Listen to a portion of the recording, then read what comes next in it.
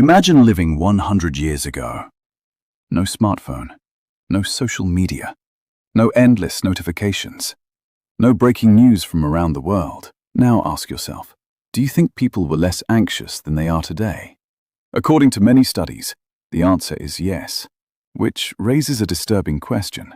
If modern life is supposed to make life easier, why are so many people feeling worse?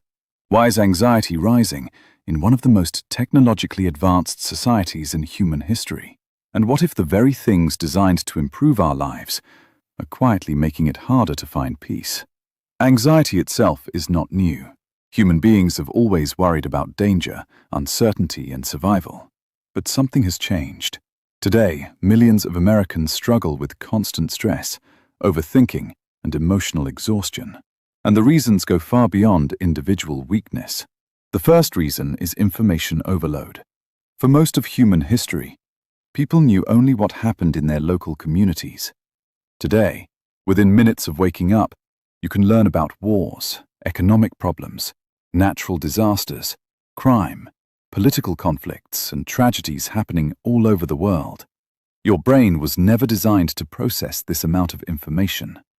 Yet every day it tries. The result? A mind that remains constantly alert, constantly scanning for danger, constantly preparing for threats, even when those threats are thousands of miles away. Then comes social media. Social media promised to bring people closer together. In some ways it has, but psychology suggests it has also created an environment of endless comparison. Every day, people compare their real lives to the highlight reels of others. Someone gets promoted. Someone buys a new house. Someone travels the world. Someone seems happier, healthier, or more successful. And without even realizing it, the brain begins asking, why am I behind? Why isn't my life like that? The comparison never ends, and neither does the pressure. But perhaps the biggest contributor to anxiety is uncertainty. Human beings crave predictability. We want to know that our jobs are secure, that our finances are stable, that our relationships will last, that tomorrow will make sense. Yet many people today feel uncertain about almost everything. Their careers, their future, their finances, their place in the world.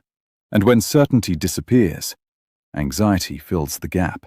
Because anxiety is often the brain's attempt to prepare for the unknown. But there is another problem that rarely gets discussed. Modern life gives us very little time to recover mentally. The average person is surrounded by messages, emails, notifications, videos, advertisements, and constant stimulation.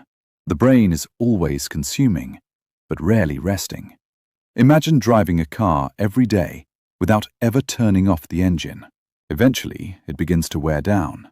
The human mind works the same way. And yet, anxiety is not the enemy.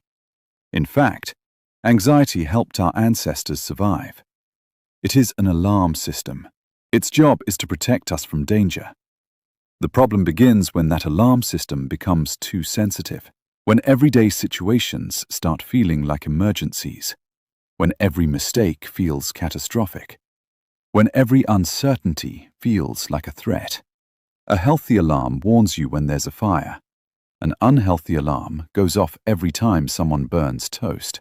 That is what chronic anxiety often feels like. The good news is that the brain can change.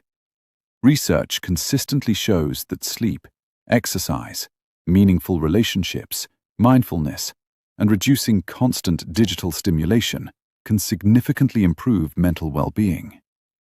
Not because they eliminate life's problems, but because they help calm a brain that has been overloaded for far too long. Perhaps the real issue is this: the modern world has become incredibly efficient at capturing our attention, but not very good at protecting our peace of mind. And until we learn how to disconnect, slow down, and create space for recovery, anxiety will continue to rise. Because the human brain evolved to survive a village, not an entire world delivered to a screen every waking moment.